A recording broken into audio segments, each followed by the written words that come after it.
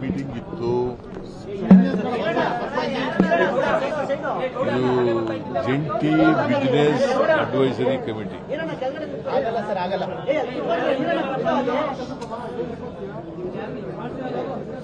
ಎಲ್ಲ ವಿರೋಧ ಪಕ್ಷದವರು ಅಟೆಂಡ್ ಮಾಡಿದ್ರು, ಜೆಡಿಎಸ್ನವರು, ಬಿಜೆಪಿಯವರು, ಕಾಂಗ್ರೆಸ್ನವರು ಇದ್ರು, ಅಟೆಂಡ್ ಆಗಿದ್ರು.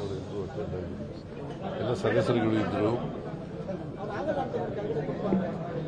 ಮಂಗಳವಾರ ಅಲ್ಲ 3 ದಿನ ಗವರ್ನರ್ಸ್ ಅಡ್ರೆಸ್ ಮೇಲೆ ಭಾಷಣ ಮಾಡಿದ್ರು. ಇವರು ಮೋಸ್ಟ್ ಲೈಕ್ಲಿ ಸುಧಾ MLA ನಮ್ಮ ಜಯಚಂದ್ರ ಅವರು ಗವರ್ನರ್ಸ್ ಅಡ್ರೆಸ್ ಮೇಲೆ ಡಿಸ್ಕಷನ್ ಸೂಚನೆ ಮಾಡಿದ್ರು. ಅವ್ರಿಗೆ ಒಂದಿನ ಆಮೇಲೆ ನಯನ ಮೋಟಮ್ಮ ಅವರು ಅನುಮೋದನೆ ಮಾಡ್ತಾರೆ. ಸೊ ಅದು 3 ದಿನ ಚರ್ಚೆ ನಡೀತದೆ, 4, 5, 6. ಅದಾದಮೇಲೆ ಸೋಮವಾರ ನಾನು ಉತ್ತರ ಕೊಡ್ತೇನೆ ಗವರ್ನರ್ಸ್ ಅಡ್ರೆಸ್ ಮೇಲೆ. 7ನೇ ತಾರೀಕು ಬಜೆಟ್ ಮಂಡಿಸ್ತಾ ಇದ್ದಾರೆ. 7ನೇ ತಾರೀಕು ಬಜೆಟ್ ಮಂಡಿಸ್ತಾ ಇದ್ದಾರೆ. ಅದು ಮಂಗಳವಾರ, ಬುಧವಾರ, ಗುರುವಾರ, ಶುಕ್ರವಾರ ಚರ್ಚೆ ಆಗುತ್ತೆ. ಮತ್ತೆ 20 ತಾರೀಕಿನವರೆಗೂ ಚರ್ಚೆ ನಡೀತದೆ. 19ನೇ ತಾರೀಕಿನವರೆಗೂ. 20ನೇ ತಾರೀಕು ಅಸೆಂಬ್ಲಿನಲ್ಲಿ ಉತ್ತರ ಕೊಡ್ತೀನಿ ಇದ್ರ ಮೇಲೆ, ಬಜೆಟ್ ಮೇಲೆ ಚರ್ಚೆಗೆ. ಆಮೇಲೆ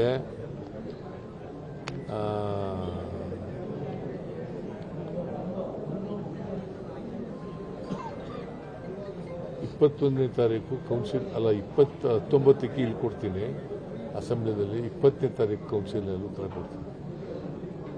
ಇದು ಸೋಮವಾರ 10ನೇ ತಾರೀಕು ಗವರ್ನರ್ಸ್ ಅಡ್ರೆಸ್ ಮೇಲೆ ಡಿಸ್ಕಷನ್ಗೆ ಉತ್ತರ, ವಂದನಾ ನಿರ್ಣಯದ ಮೇಲೆ ಉತ್ತರ ಕೊಡ್ತೀನಿ. ಆಮೇಲೆ ಮಂಗಳವಾರ ಅಲ್ಲ ಉತ್ತರ ಕೊಡ್ತೀನಿ ಕೌನ್ಸಿಲ್ನಲ್ಲಿ. ಬಂದ್ಮೇಲೆ ನೋಡಿ, ಬಜೆಟ್ ಮಂಡಿಸಿದ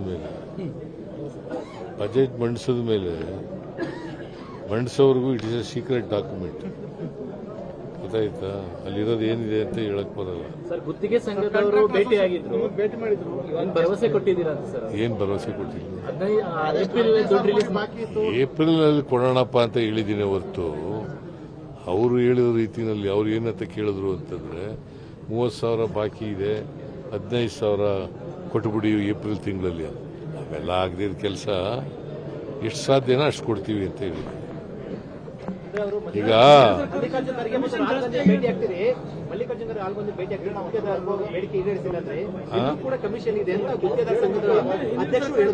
ಏನಂತ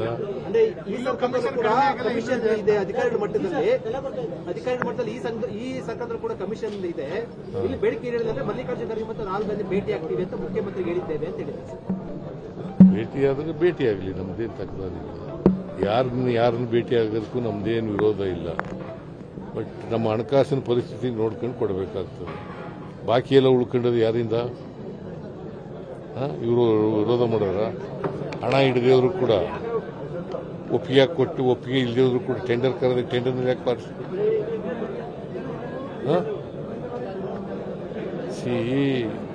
ಬಜೆಟ್ನಲ್ಲಿ ಹಣ ಹಿಡದೇನೆ ಟೆಂಡರ್ ಕರೆದುಬಿಟ್ಟು ಗುತ್ತಿಗೆದಾರರು ಪಾರ್ಟಿಸಿಪೇಟ್ ಮಾಡಿ ಅದು ಅಂತಿಮ ಮಾಡಿದ್ಬಿಟ್ರು, ಕೆಲಸ ಶುರು ಮಾಡಿಬಿಟ್ರು. ಪೆಂಡಿಂಗ್ ಬಿಲ್ಸ್ಗಳು ಜಾಸ್ತಿ ಆಗೋದು. ನಾವು ಹೊಣೆನ ಅದಕ್ಕೆ?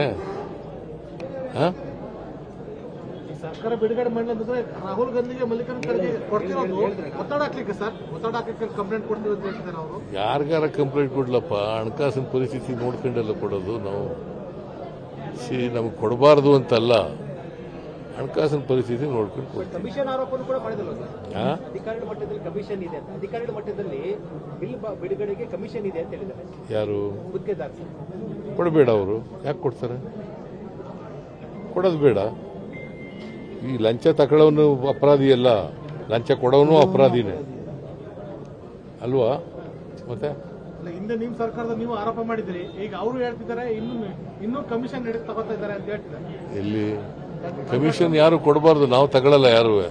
ನಾನು ಇವತ್ತಿನವರಿಗೆ ಪರ್ಸೆಂಟೇಜ್ ಆಗಲಿ ಬಿಲ್ ಹಣ ಬಿಡುಗಡೆ ಮಾಡೋಕ್ಕಾಗಲಿ ಇವತ್ತಿನವರಿಗೆ ದುಡ್ಡು ಕೇಳಿಲ್ಲ. ಸರ್ ಮೈಲೂರನ್ನು ಹೇಳಿದ್ದಾರೆ ಡಿ.ಕೆ. ಶಿವಕುಮಾರ್ ಇದೇ ಅವಧಿಯ ಸಿಎಂ ಆಗ್ತಾರೆ ಅಂತ ನಿಮ್ ಗಮನಕ್ಕೂ ಬಂದಿದೆ? ನಿಮ್ ಗಮನಕ್ಕೂ ಬಂದಿದೆ? ನಾನು ಮತ್ತೆ ಹೇಳ್ತಾ ಇದ್ದೀನಿ, ಹೈಕಮಾಂಡ್ ತೀರ್ಮಾನ. ಈಗ ಮೊಯ್ಲಿಯವರು ಹೇಳೋದು ಅಥವಾ ಇನ್ನೊಬ್ರು ಹೇಳೋದು ಮುಖ್ಯ ಅಲ್ಲ. ಹೈಕಮಾಂಡ್ ಏನು ಹೇಳ್ತಾರೆ ಅದು. ಸರ್ ಖರ್ಗೆ ಅವರು ಅಲ್ಲ ಸರ್, ಖರ್ಗೆ ಅವರು ಹೇಳಿದ್ಮೇಲೆ ಪದೇ ಪದೇ ಮಾತನಾಡ್ತಾ ಇದ್ದಾರೆ. ನೀವು ಸೈಲೆಂಟ್ ಆಗಿದ್ದೀರಾ, ಬೇರೆಯವರೆಲ್ಲ ಮಾತನಾಡ್ತಾ ಇದ್ದಾರೆ ಸರ್. ನಾನೇನು ಮಾತಾಡ್ಲಿ? ನೀವು ಮಾತಾಡ್ತಾ ಇಲ್ಲ, ಬೇರೆಯವರು ಮಾತಾಡ್ತಾ ಇದ್ದಾರೆ. I will go by the high command's directions. Yes sir, thank you. ಕನ್ನಡಿಗರ ಮೆಚ್ಚಿನ ನಿಮ್ಮ ನ್ಯೂಸ್ 18 ಕನ್ನಡ ಈಗ ವಾಟ್ಸ್ಆಪ್ನಲ್ಲಿಯೂ ಲಭ್ಯ.